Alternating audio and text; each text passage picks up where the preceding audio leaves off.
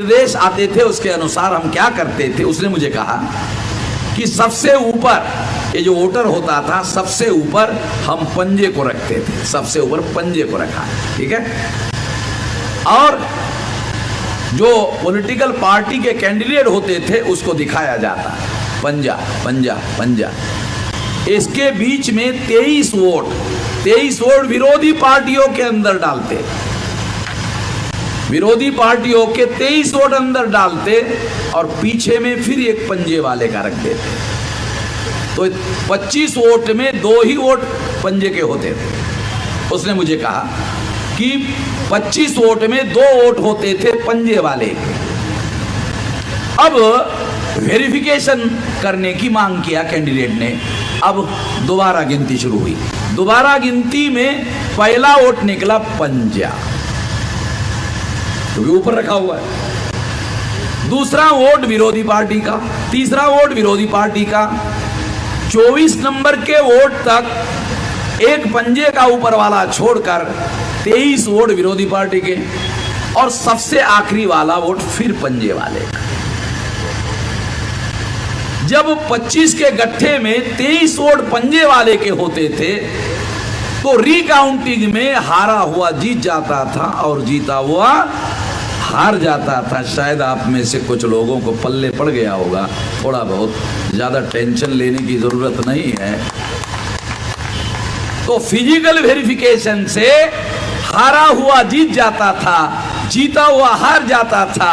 EVM machine में physical verification नहीं होता है। इसका मतलब है आपको हरवा दिया ईवीएम में तो आप फाइनल लेवल तक हारते ही रहेंगे। एक बंदोबस्त ईवीएम में किया गया है। डॉक्टर सुब्रमण्यम स्वामी ने सुप्रीम कोर्ट के जज को कहा ये तीसरे नंबर का फॉल्ट है। चौथे नंबर का फॉल्ट क्या है? डॉक्टर सुब्रमण्यम स्वामी ने सुप्रीम कोर्ट के चीफ जस्टिस को कहा चौथे नंबर का फॉल्ट यह है कि ईवीएम मशीन में दोबारा गिनती करने की व्यवस्था ही नहीं है। बैलेट पेपर में दोबारा गिनती करने की व्यवस्था थी, ईवीएम मशीन में दोबारा गिनती करने की व्यवस्था ही नहीं है।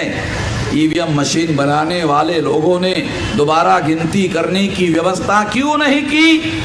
क्योंकि उनको मालूम था अगर दोबारा गिनती की व्यवस्था किया जाए तो सारी की सारी चोरी पकड़ी जाए, इसलिए दोबारा गिनती की व्यवस्था ही नहीं की गई।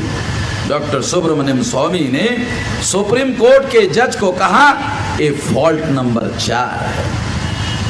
जज ने नोट किया फॉल्ट नंबर 4 है। जज ने मान लिया, प्राइमा फेसी, अंग्रेजी का शब्द है, लीगल कॉन्स्टिट्यूशनल टर्म है, वकील होगा उसको समझ में आता है।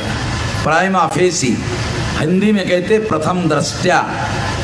प्रथम दृष्टया का मतलब है पहली नजर में।